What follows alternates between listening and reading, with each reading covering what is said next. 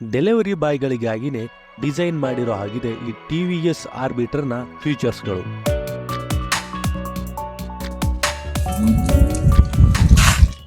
ನೀವೇನಾದರೂ arbiter use ಮಾಡಿ delivery job ಮಾಡ್ತೀನಿ ಅನ್ನೋದಾದರೆ ಮೊದಲೇ ಸಮಸ್ಯೆ ಬಗೆಹರಿಯೋದು ಈ ಬ್ಯಾಗಿಂದು.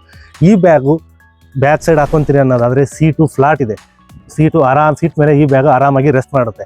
ಅದಾದಮೇಲೆ ನಿಮಗೆ ಹಿಂದ್ಗಡೆ ಬೇಡ ಮುಂದ್ಗಡೆ ಇಟ್ಕೊತೀನಿ ಅನ್ನೋದಾದರೆ ಮುಂದ್ಗಡೆ ಸಾಕಷ್ಟು ಸ್ಪೇಸ್ ಇದೆ, ಈ ಬ್ಯಾಗ್ ಆರಾಮಾಗಿ ಫಿಟ್ ಆಗುತ್ತೆ, ನೀವು ಆರಾಮಾಗಿ ಡೆಲಿವರಿ ಜಾಬನ್ನು ಮಾಡ್ಬೋದು. ಅದ್ರ ಜೊತೆಗೆ ಸೀಟು ಫ್ಲಾಟ್ ಆಗಿರೋದ್ರಿಂದ ನೀವು ಎಷ್ಟು ಹೊತ್ತು ಬೇಕಾದರೂ ಕುಂತಲ್ಲೇ ಕುಂತಿರ್ತೀರಿ, ಯಾವುದೇ ಕಾರಣಕ್ಕೂ ಬ್ರೇಕ್ ಹಾಕಿದ್ನಿ ಅಂತ ಹಿಂದೆ ಮುಂದೆ ಜರಿಯೋ ಸೀನ್ ಇಲ್ಲ.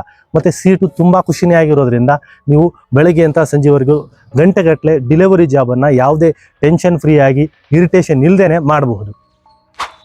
ಈ ಗಾಡಿಯನ್ನ ಬಳಸಿದ್ದೆ ಆದ್ರೆ ದಿನಕ್ಕೆ 2 ಲೀಟರ್ ಪೆಟ್ರೋಲ್ನ ದುಡ್ಡಿಳಿಸಬಹುದು. ಸಿಂಗಲ್ ಚಾರ್ಜ್ನಲ್ಲಿ ಸಿಟಿಯೆಲ್ಲ ಸುತ್ತಾಡಿ 115 ಕಿಲೋಮೀಟರ್ ರೇಂಜ್ನೊಂದಿಗೆ.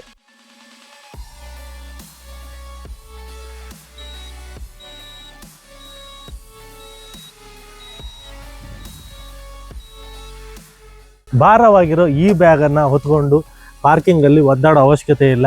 ಪಾರ್ಕಿಂಗ್ ಮೋಡ್ ಆನ್ ಮಾಡಿ ಹಿಂದೆ ಅಥವಾ ಮುಂದೆ ಆರಾಮಾಗಿ ಹೋಗಿ.